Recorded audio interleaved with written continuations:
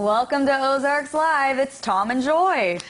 Just kidding. Just kidding. It's Kerrigan and Cammie. Yep, we took over again. We're just going to keep doing it. This is like a new Wednesday thing. It is a new Wednesday shove them thing. Out the door and we just completely Tom take is over the show. so Tom's on weather tour. So you have us today. How exciting for you guys. Yes. So Kerrigan. So I heard you went shopping. I did go shopping. I went shopping for a car. Very exciting stuff for me. This was my first big girl purchase. Are you good at negotiations? Because I am not at all. No, obviously my parents had to go with me because I probably just would have been like, yep, that's fine, and just would have walked out with a ton of things I probably didn't need. But yeah, of course, I can never do anything without there being some awkward incident for me. Which makes me feel so much better about my life. So go ahead.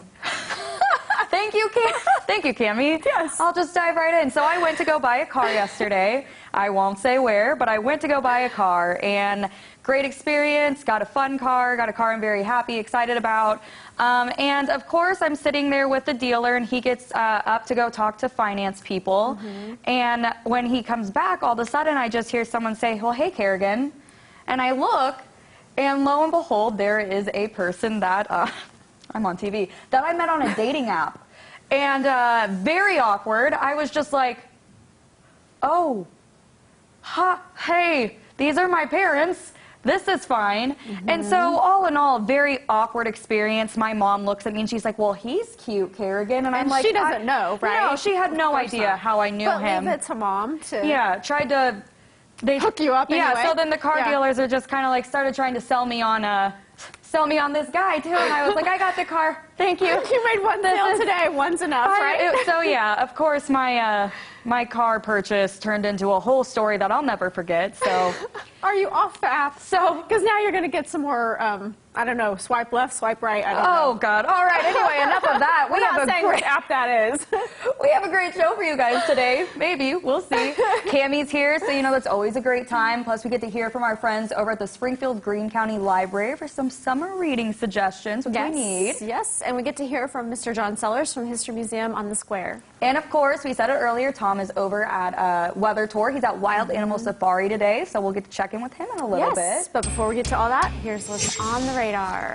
All right, Cammie, I have a question, even though I know the answer. Yes, You've been cooking since the pandemic. Yes, because I couldn't eat out. Exactly, all of us have. A lot of people were making bread, things like that. Well, I found that one of the hottest recipes right now, fittingly enough, is a depression cake. Which we kind of said earlier, any cake can be depression cake if you... That's right. If that's what you're eating, it's fine. Right. But it's also known as, you know, poor man's cake, war cake.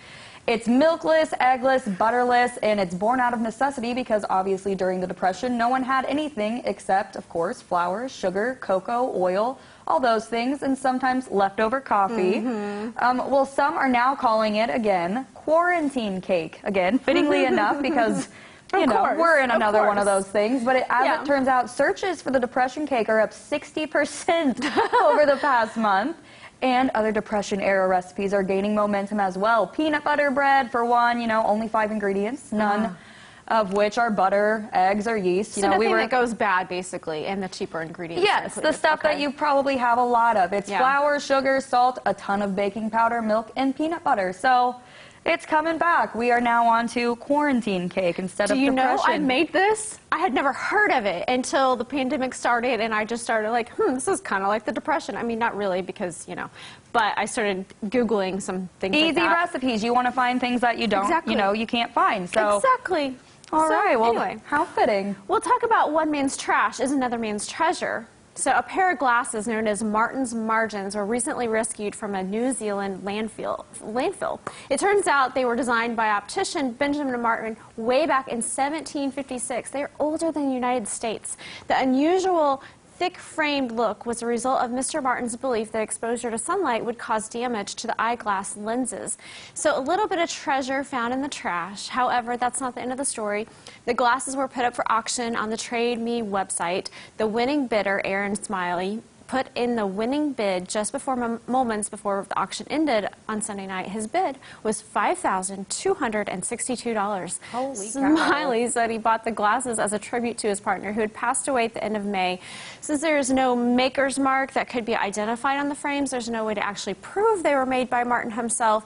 The bid was actually an act of faith for a tribute to a dear friend. That's awesome. Isn't that neat? You never know what you're going to find. I love old things like that, just to see that how we've progressed so much through the years. Oh, for sure. And I bet, got them at an auction. I mean, that's expensive, but for glasses that probably don't work for your eyes, yes. Yeah, but hey, it's cool. Whatever works. Another man's trash is another man's treasure, something like that. Yeah. All right, I have another one for you. Okay. Have you ever seen a person's property that is decorated so beautifully? You're just like, wow, that's amazing. Okay. Yeah, I wish I could. You just want to take a little stroll through their yard and get an up-and-close personal look at the decorative beauty.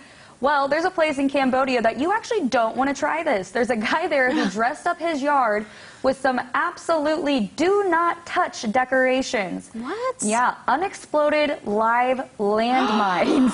Talk about wanting to keep your neighbors away.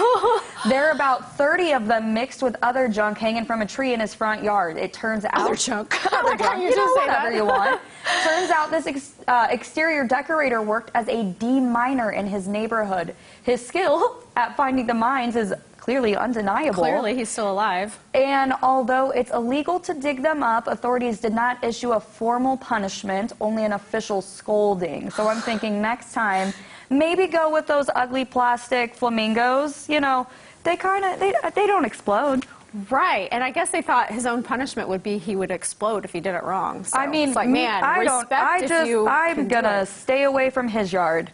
Yeah. My mom decorates with broken things that she finds at thrift stores. But, landmines is a great way to go, too. I can't believe there hasn't been a lawsuit about this yet. To each their own, I guess. Whatever works for you. Okay, well, it's time to check in.